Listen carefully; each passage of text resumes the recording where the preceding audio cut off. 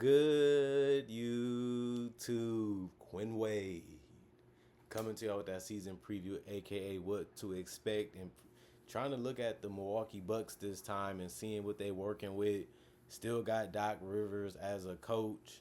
Still got one of the best players in the world, Giannis Antetokounmpo, on their roster, and they're gonna look at it like the East is a little weak right now. We should still be one of the top 8 teams in the Eastern Conference if Giannis stays healthy. He's showing that he can still carry a roster. He's showing that he can really dominate the game and impact the game at a high level. He needs to get back to that MVP Giannis, honestly, with a little bit of a mix of what he is now, especially defensively. Remember, Giannis is a former Defensive Player of the Year. He's going to have to bring that attitude with Miles Turner for this team to turn into something unique and special enough to make the playoffs. But most teams don't have the luxury of having a guy like Giannis. And I think that he is a guy that's going to make a huge difference out there on both ends of the court because he has that will to win. He was one of the biggest reasons why they was able to come back from an 0-2 deficit against the Phoenix Suns because the man just said, I want this more than they do. I'm going to get the blocks. I'm going to get the steals. I'm going to get the rebounds. I'm going to keep coming at them relentlessly until we're the champions. And it worked. You know what I mean? He had to get that killer instinct. He had to get that nobody can stop me, nobody can do nothing to me and slow me down. And he still do have some quality teammates. I mean, they won 48 games last year. They lost Damian Lillard and some other key role players, but they still finished third in the Central Division. Thanasis is back. People expected him to be back, and he signed his contract. He is the older one. He's 33. I don't really expect him to do much, but he is gonna just give a groundedness to Giannis, and you rather have him on the roster than other guys because he actually has legit size and legit athleticism, and he also is a guy that can provide a little bit of defense when he does play. Even though I don't really expect him to play that much, but he's better than a lot of other guys they could have picked. Although people might not see it that way. One of the biggest additions to this team was Cole Anthony, and he's a guy that's a bucket. The man can shoot. He can get to the basket. He can pass a little bit, especially if you give him the right teammates around him. I do think that this is going to be a role where he might get back to the 25 plus minutes or close to that. And he has shown that he can be a double figure scorer if you give him that type of opportunity. The question is, will he stay healthy? He has had some injury concerns throughout his career. They need him as much as they can because they're not the deepest roster in the East. But he is going to be a guy they're going to rely on a lot to give them three-point shooting, to give them slashing, to give them playmaking, and just give them another guy that can create a shot even if the shot clock is late and be able to knock down shots. And he's a decent rebounder for his position too, and he's a guy that has the right mentality also. You give him the ball, he's always in attack mode.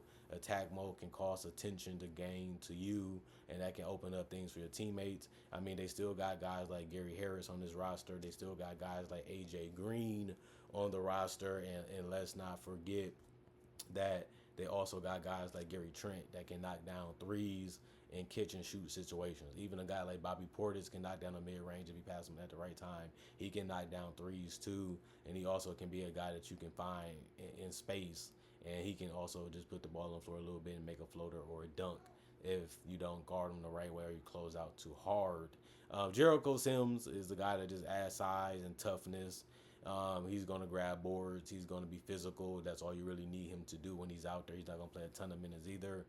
They do need a little bit more out of Gary Trent. He showed that he can score. He showed that he can, be a guy that can create a little bit. He was able to get double figures. He didn't have the greatest start to the season. He ended up being a little bit of a disappointment, but ended up finding himself, as the season continued, and he shot 5.9 threes last year for the Bucks, but he did shoot that at 41%. He's about 39% from three for his career. So at least he's going to give you some knockdown shooting if you leave him open or if you don't guard him with respect. And that's something that you really have to do. Plus, he's also a guy that can get a lot of steals too if you give him the minutes, if you give him the time. Miles Turner, the biggest addition to the roster. He didn't play well in the finals. They didn't really want to commit a lot of money to him. The Pacers didn't. But the Bucks say he's still young. He's entering his prime. He's one of the better rim protector from time to time. He can hit a mid range. He can hit a three. He can finish in the paint with strong dunks. He is reminding us a little bit of Brook Lopez, but just with more athleticism because he's not the greatest rebounder. He's not the greatest individual scorer, but he's a good support player. And that's what they needed, more rim protection. I think him and Giannis will be tough with Giannis, Roman, and Miles Turner being the guy that can anchor the defense, and he's good enough and fast enough to make other centers have to pick and choose what they want to do while still being able to stay in front of them and make things difficult. And I think that that's what really made them intrigued by him, and that's what made them feel like, let's go out there and get this guy now because he's a guy that fits this roster. Other guys like Amir Coffey or Andre Jackson Jr. or Chris Livingston or Pete Nance. You can even say Ryan Rollins and Mark Shears and Tyler Smith. Those type of guys are going to be in minor roles. They're not going to have that much impact on the games. They might have a big game where they get 10 or 15 points, or they might get a lot of rebounds in the game, depending on the person. And that's all you really need them to do is if we call your number, be ready, have the next man up mentality, come in and play your role, come in and stick out and fit in, or just come in and just take advantage of matchups and situations, or just be ready to make a play when you get the ball. And that's all we need you guys to do is make the simple decision or just be ready to score if you have an opportunity. You can say the same thing about Bouye. We knew about him for a while. We know what he can bring to the table, and he's just going to be asked to put the ball in the basket. That's what Amir Coffey and these other guys are going to be asked to do.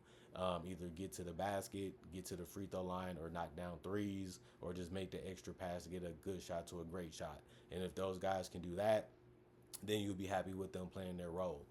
They're not the biggest name people. They're not the craziest people if you see them on a paper or on a roster, but they understand how to play the game. They understand what they need to do is all you need them to figure out when they're on the court, and that's what role players are supposed to be, and that's what they're supposed to do. Kyle Kuzma, we don't really know what to expect from him. He's a hit or miss player, but he is a guy that gives you size. He does give you athleticism. He gives you a little bit of shooting. He do give you a little bit of guy that can, take advantage of smaller matchups if you switch. And he's a guy that's fearless sometimes, and that's why he's a champion because he can do multiple things. He was a guy that the fans didn't love as much because they had to give up Chris Middleton to get him. But this was a guy that still gave you 14 points, 5 rebounds, 2 assists. He didn't shoot the ball well as you would like. You definitely want him to be a better three-point shooter. You definitely want him to be a better scorer, especially when it comes to efficiency. But like I said, he probably had to find ways to fit in a little bit. He had to find ways to impact the game.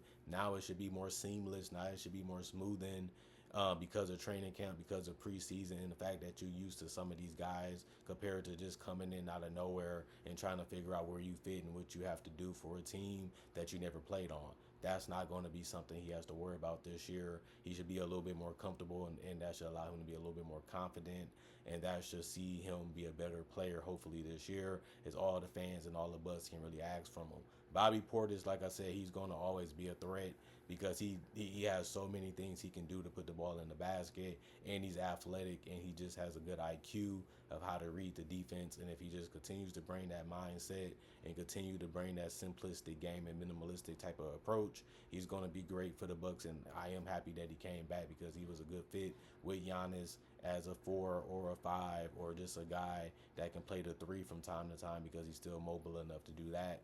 I will also say Taurean Prince, as long as he's knocking down threes and staying out the way and making an extra pass and cutting or getting out in transition, he'll be fine. We're not asking Taurean Prince to do that much. We're just asking him to just be ready to shoot and be ready to score and be ready to make the right decision when the ball is in your hands. And when you look at the Bucks roster, it's not the one that blows your mind. It's like, man, we got a lot of these guys, and most casual fans might not even know who they are. They might don't even remember them. But if you play basketball, you understand that a lot of these guys will be fine. It's like they might get 5 points, they might get 10 points. That's better than none. That's better than no rebounds. It's better than no assists. And at least these guys can come in and contribute.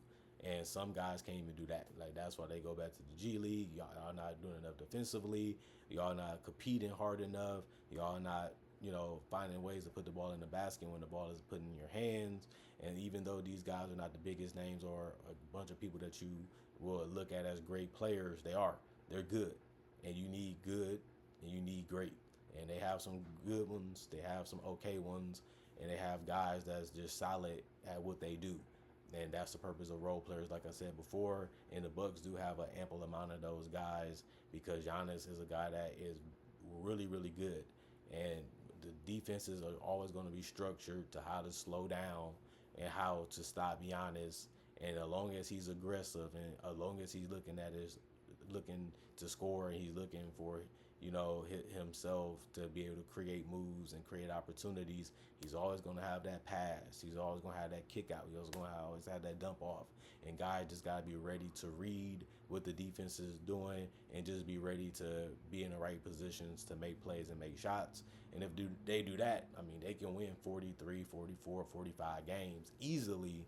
And that would be enough to be 6th, 7th, or 8th, and that would be enough to be a playing caliber team, which means you still have a chance to make the playoffs. And when you have a player like Giannis, you never know what can happen. I mean, nobody thought the Bucks was going to win the cup, and they got it done. Nobody thought the Bucks, they got off to a bad start, and they was able to fix it, they was able to correct it, and they was able to make it, and they was even close to being a 50-win team. But I can see a lot of that stuff still happening this year. They're going to have highs and lows. They're going to have ups and downs. They're going to look sometimes mediocre. They're going to look sometimes good. They're going to look sometimes where, man, what is we really going to be? What is we really going to do? But if they keep grinding and stick with it and stay focused as much as they can, they should be able to pull through and be a playoff team by the end of the season. And that looks like a good season, especially with this roster. And if that's all they was aiming to do, I think they should be able to achieve it. And I expect them to be in that conversation of being a playoff caliber team. And a lot of it is because of Giannis. As long as Giannis is going out there, putting pressure on the defense and making the right decisions as much as he can, they're going to be a tough team to stop, and they're going to be a tough team to score on with him and Miles Turner in that front court. So I think they got enough to be competitive. They're just going to be inconsistent. And I felt that way last year. Like, well, the Bucks ain't bad. Maybe they just good. Maybe this year they'll just be okay. But okay in the East is enough to make the playoffs. So that's all you really need to do to have a successful season, because I don't really feel like they're going to win the championship anyway, but I felt like that last year. But it still was fun to watch. It was still fun to enjoy. It was still fun to even see them play against Indiana, and that was a fun series to watch, and I was at the games. So, that's what you can be sometimes. Sometimes it's just good enough that you made the playoffs, because now you know what you have. Now you know what you're trying to be. Now you know what works and what doesn't work, what players to keep and not to keep. And now you know what to try to fix and solve in the offseason to take a step back up, to be higher in competition, to be able to be a playoff team again that can win the title. The Dame experience didn't work, and that's unfortunate, but now we know for sure it doesn't. Now it's time to see what works now and try to find a direction to go in. And this regular season will show us a lot if you're a Bucks fan or you're a person that believes that they'd be good in the future. Well, this season is going to show us a lot about that, and we'll see who's the next star that they're willing to pair with Giannis, because they do have to pick another one. Miles Turner and Giannis is not enough. Even if you add another player, you got to be adding another great player or above if you want to be back as a championship contention team. And the Bucks, they have some pieces, they have some young players, they have some things that make you like, okay, I see what they can do, I see what they can be. But at the same time, we still have to see who the player that they can get, because Giannis is going to look at it like, if I don't get another great player, there's no point in staying here. I'm getting older. I want to at least win another one or a couple.